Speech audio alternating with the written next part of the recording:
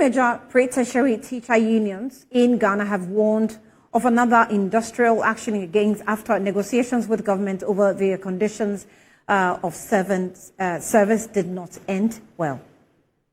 The teacher unions embarked on a 2-week strike in February to press home their demands for better conditions of service, but called it off after government's pledge to negotiate. The teacher unions are demanding, among other things, a functional scheme of service, arguing that a cogent and appropriate scheme will take care of all requirements in the teaching profession. The unions have been emphasizing the government and GES inability to complete the distribution of laptops to all teachers. However, the leaders say the negotiations so far have yielded little results, especially following the suspension of the strike. In a joint press statement issued on Monday, April 15, the leaders of the Ghana National Association of Teachers, National Association of Graduate Teachers, and the Coalition of Concerned Teachers expressed disappointment in government's lackadaisical attitude towards the negotiations. They cautioned that in the event of any brouhaha at the pre-tertiary level, teacher union leaders must not be blamed due to government's failure to seriously engage them over their demands.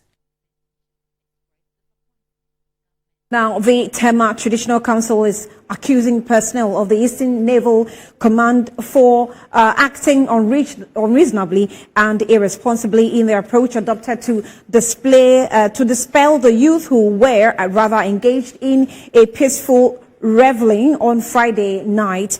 The council also took a swipe at the Ghana Armed Forces, describing the statement issued by GAF as an insult to the good people of Tema. There's more in the following reports.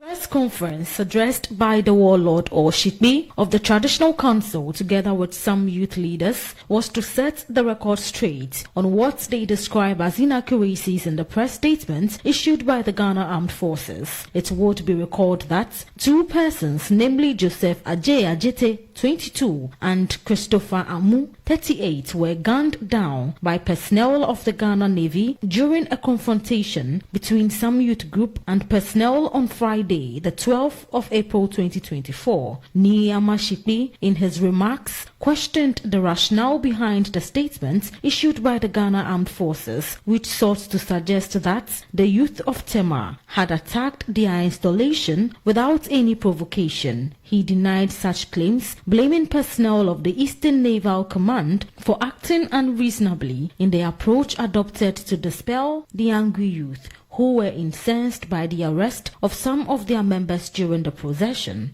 Jumping to conclusions. Meanwhile, the case is still under police investigations. So how do you conclude?